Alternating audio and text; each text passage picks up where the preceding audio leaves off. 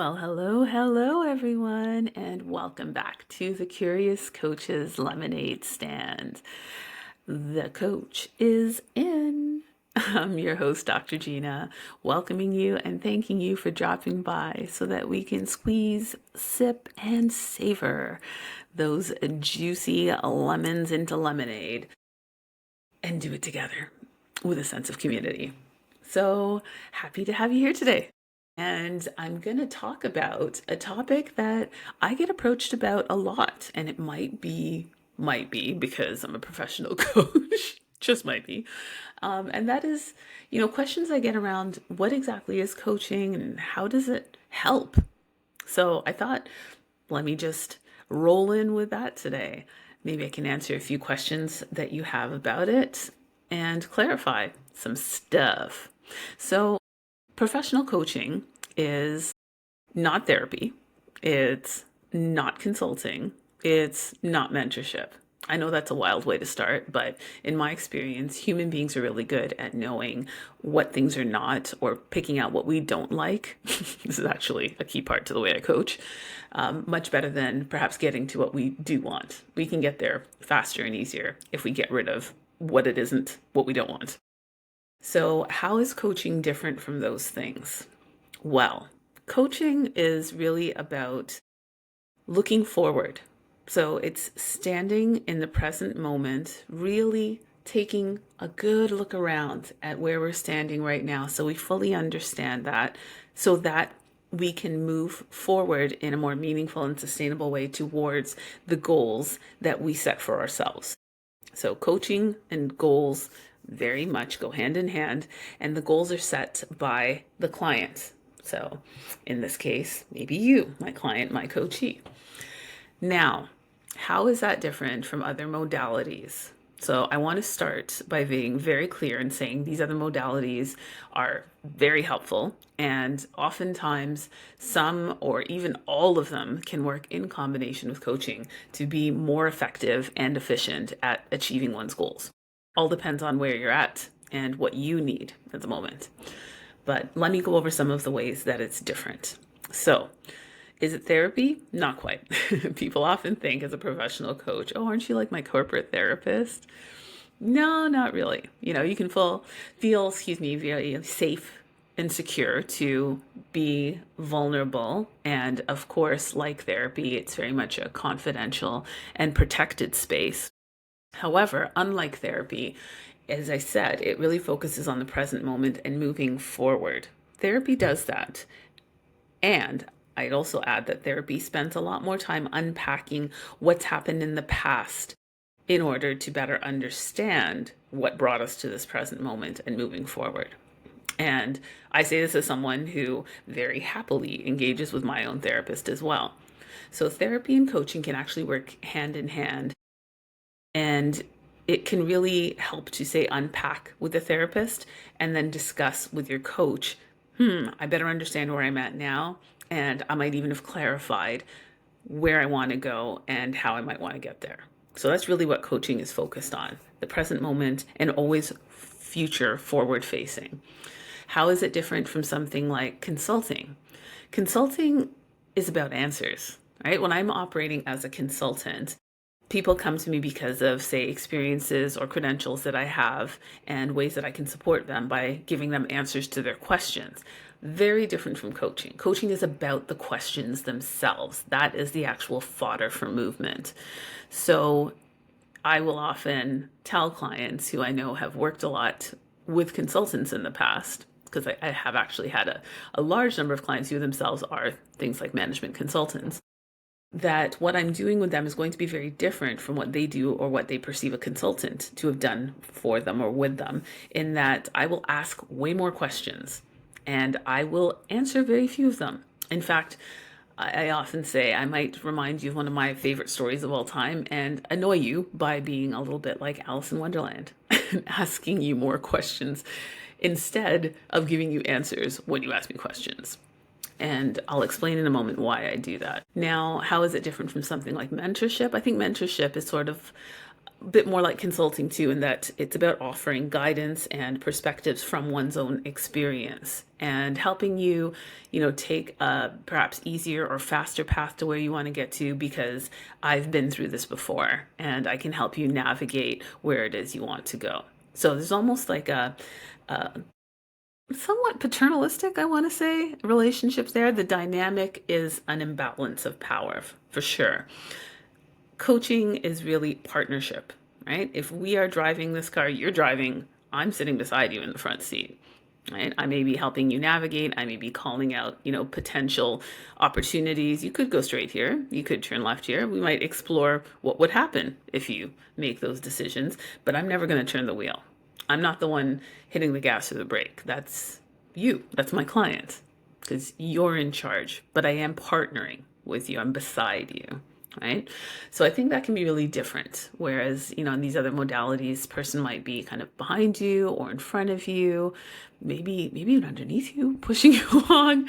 So this is really a thought partnership to move you. So I said I would come back to why it is that I ask more questions than give answers. And this has to do a lot with, I think, Adlerian philosophy. And that's kind of the specific methodology of coaching that I was trained in. And the central tenet of Adlerian coaching that I hold very near and dear and always remind myself of and share with my clients at the beginning of a new coaching engagement is that I see each and every client as being whole, resourceful, and creative. So let's unpack each of those a little bit more. Whole, because you can't compartmentalize a person and expect lasting, strong, meaningful, sustainable results. I truly believe that. And so I've had lots of corporate clients, for example, or other professionals, non-corporate as well, who believe that my coaching is really in aid of their professional development in a very specific manner, and that they can somehow, leave whatever's going on in their personal lives completely out of it, or leave their personal belief systems or values out of it. No, that doesn't work. It does not work. It's not sustainable. It might work for a short period of time, but it's never going to work as well as you want it to. And so I believe people need to be coached as their whole self. Who are you exactly? What is it that makes you you? What do you truly believe in? What will you not sacrifice on? What's most important to you in life? These are all questions that, sometimes seem kind of out there or fluffy or just not pertinent to a professional coaching conversation to new clients. But I always reassure them, oh no, this is very important. This is really going to help me sit beside you in the passenger seat and partner with you most effectively. Then there's the part about being resourceful. We often don't recognize just how many resources we have that we're able to tap into. I know we always talk about the proverbial tool belt, toolkit, fill in the blank, tool something. And we do that so much because it works. Tools are things that, we might have shaped or gathered along the way on our path of life, whatever our experiences have brought to us, good or bad. One of my favorite sayings is you either win or you learn. And it's true, because human beings are hardwired to really remember most poignantly with vivid detail when we perceived we failed, when we have not experienced success. And so we have the opportunity to learn from those things, and those things sharpened become sometimes our most effective tools. There's also people when you think about resourcefulness. I think we tend to underplay how people around us can help us. And I, again, don't want you to limit that to thinking about your workplace, your colleagues, your peers, or your bosses, managers, etc., but also thinking about, your friend, your neighbor, your sibling, your partner. There's so many around us that have also gone through distinct and unique journeys in their lives, have gathered their own tools for their kids, that they might have just what you need, or something that, in combination with yours becomes just what you need to work through a problem or an issue that you're experiencing, or to get to that next level that you're trying to move towards. Finally, there's the part about creativity.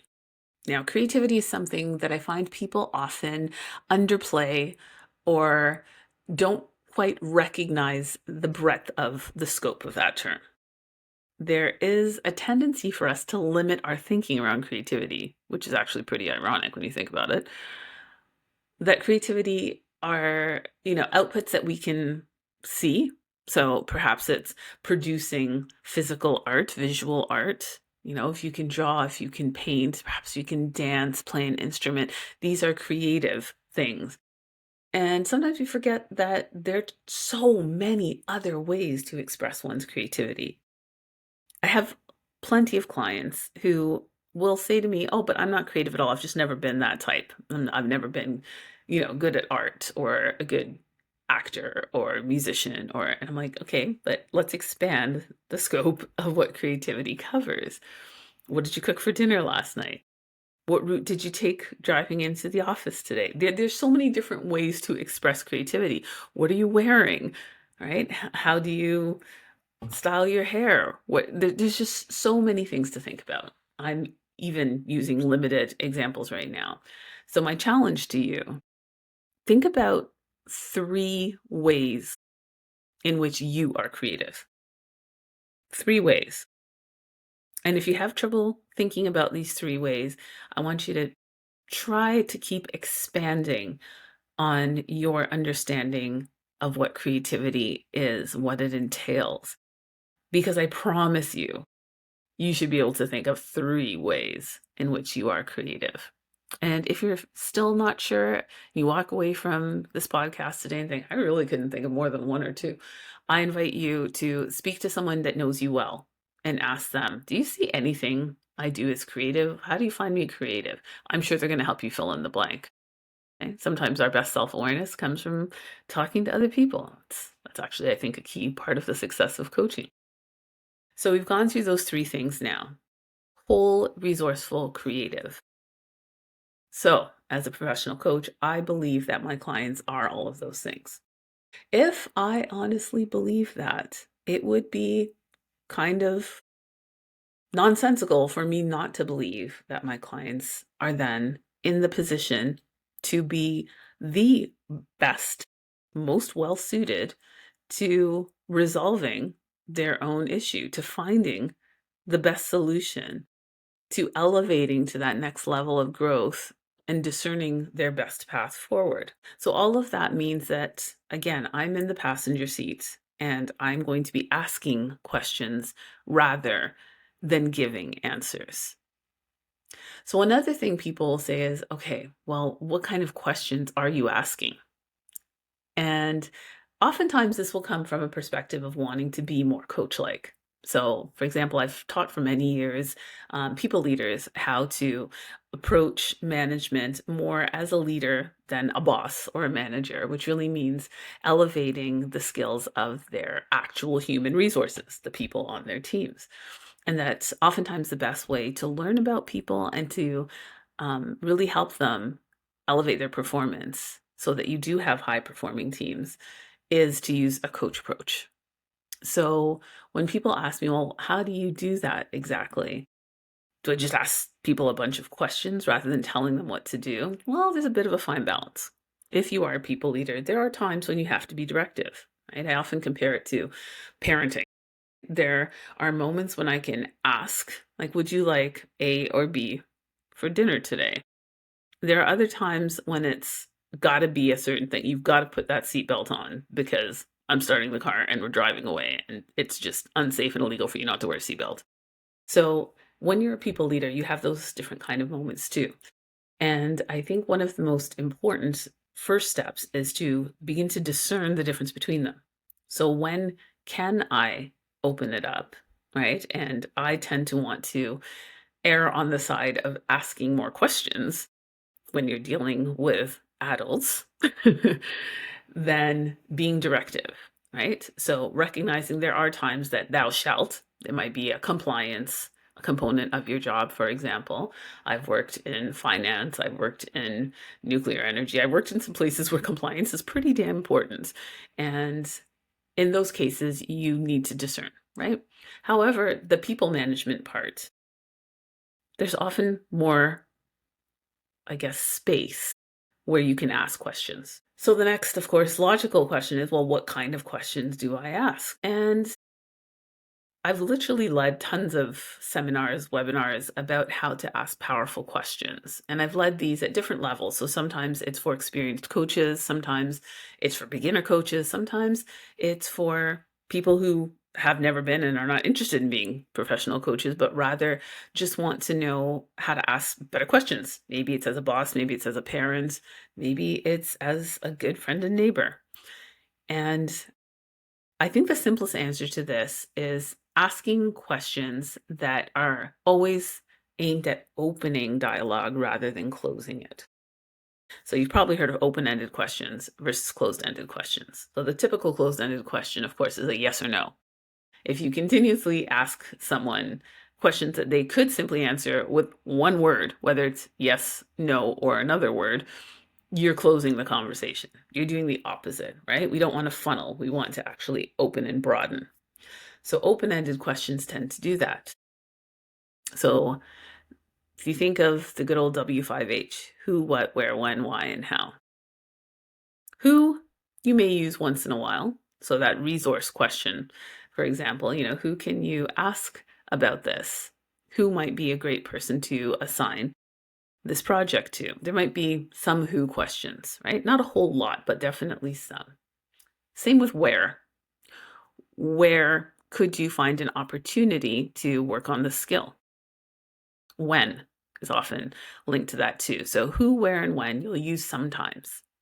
The ones you're going to use the most, I would say, are what and how.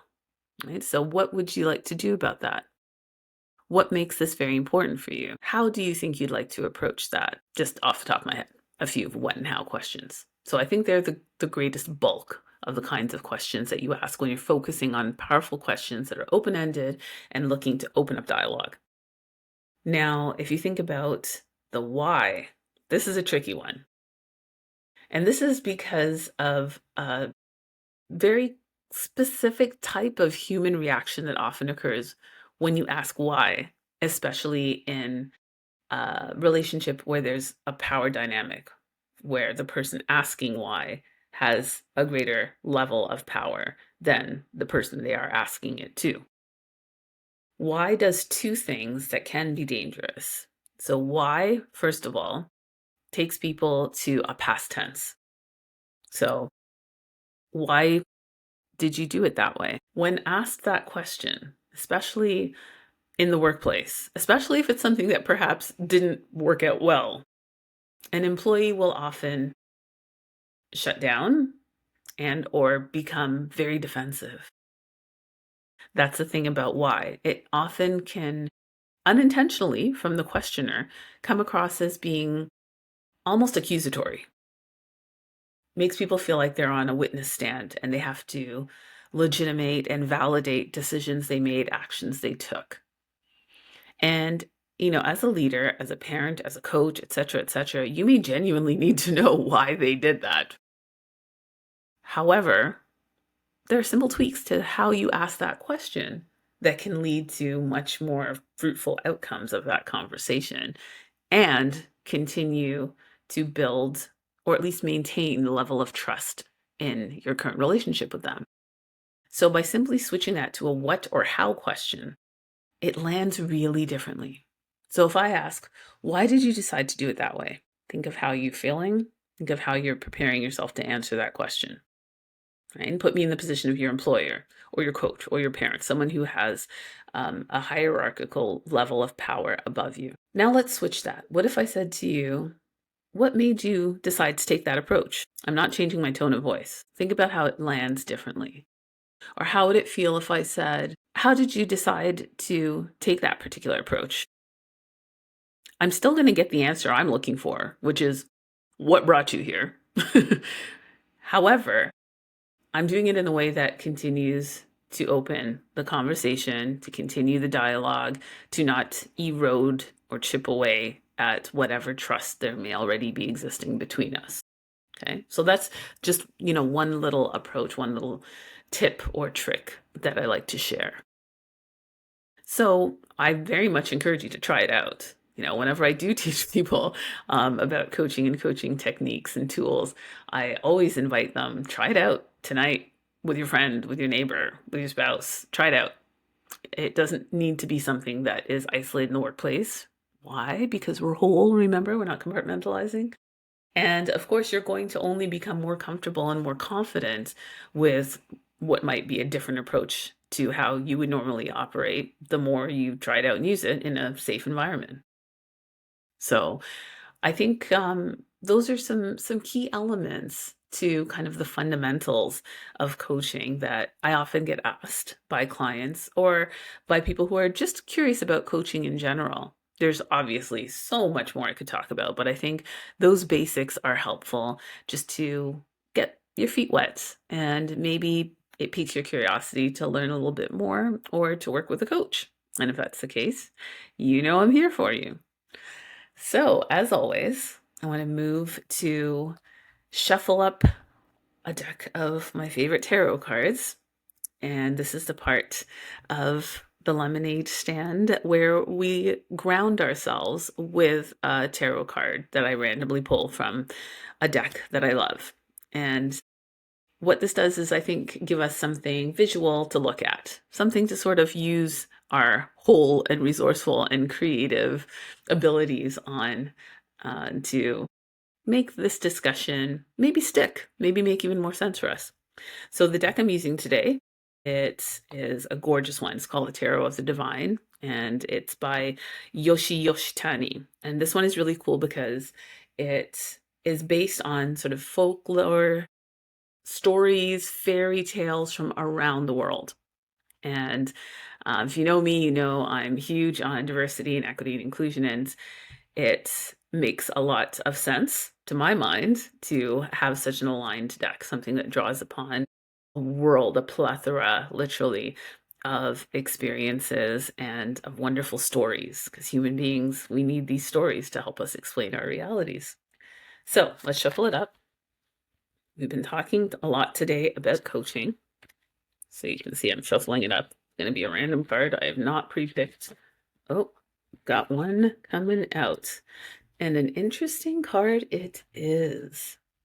So what I have pulled is the 7 of coins. Now, coins, also known as pentacles, and the suit is typically about resources, especially material ones, long-lasting relationships in our lives, etc. The 7 of coins specifically, or 7 of pentacles, is really about planting your seeds and watching them grow. And it's funny, one of my favorite tarot readers named Chris Rack, he often says, for him, the 7 of coins asks the question, is the juice worth the squeeze? I think it's kind of pertinent given that we're at the lemonade stand here today. So it's about, are you able to be patient and diligent and watch the seeds you plant grow into something wonderful and beautiful? And because it's pentacles, it would be your proverbial money tree that's growing. In light of our discussion around coaching, what a cool card to come up for us today. I think when you take a coach approach, you really are planting seeds for the future. If you are taking that approach, in interpersonal relationship that exists for you, as opposed to, say, what I have been describing, where it's a professional coach and a paying client. But let's say you just want to be more coach-like with your family, with your friends, with your team at work. It really is playing the long game. Directive is fast. It's easy to just tell someone what to do and expect them to do it. But does it grow a fruitful and lasting relationship with that person? The 7 of Pentacles, or 7 of coins here, is calling us to recognize that each conversation we have that takes a coach approach plants a seed of trust, plants a seed of understanding and empathy to grow into something that blooms and blossoms into a fabulous, perhaps working relationship or personal familial relationship with the person that you're working with. So I think it's a really appropriate card in this case. And because this one is super unique, and as I said, it's Tarot of the Divine, so it's coming from a world story.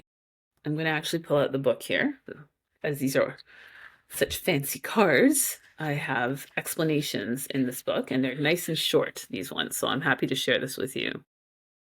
So this is actually a card of Nanahuatzin. Okay, so it's from Mexico, Aztec mythology. The Seven of Coins represents the desire for a good harvest, though it might require sacrifice, right? Sacrifice of that quickness or of the satisfaction of the ego. Nanahuatzin must determine when it is right to be patient and when it is better to scrap everything, to start fresh. It's about reward, perseverance, decisions, investment, and fruition. A lot of those things are rolled up into coaching and what it is that people often are striving to achieve when they decide to work with a coach or to use a coach approach themselves to get something or someone to grow. So, Ashe, I give gratitude to the powers that be, to God and to the universe for giving us such a great card. And now I'll never just love you and leave you. I always want to close this off with a meditative moment. So today, I'm going to be leading you through some meditative breath work. Okay? So I'd like you to start by settling into a comfortable position. Allow your eyes to close or keep them open with a softened gaze. Begin by taking several long, slow, deep breaths. Breathe in fully and exhale fully. Breathing in through your nose and breathing out through your nose or your mouth. Allow your breath to find its own natural rhythm. Bring your full attention to noticing each in-breath as it enters your nostrils, travels down to your lungs, and causes your belly to expand. And notice each out-breath as your belly contracts and air moves up through the lungs, back up through the nostrils or mouth. Invite your full attention to flow with your breath. Notice how the inhale is different from the exhale. You may experience the air as cool as it enters your nose and warm as you exhale. As you turn more deeply inward, begin to let go of noises around you. If you are distracted by sounds in the room, simply notice them and then bring your attention back to your breath. Simply breathe as you breathe, not striving to change anything about your breath. Don't try to control your breath in any way. Observe and accept your experience in this moment without judgment, paying attention to each inhale and exhale. If your mind wanders to thoughts or plans, problems, simply notice your mind wandering. Watch the thought as it enters your awareness as neutrally as possible. Then practice letting go of the thought as if it were a leaf floating down a stream.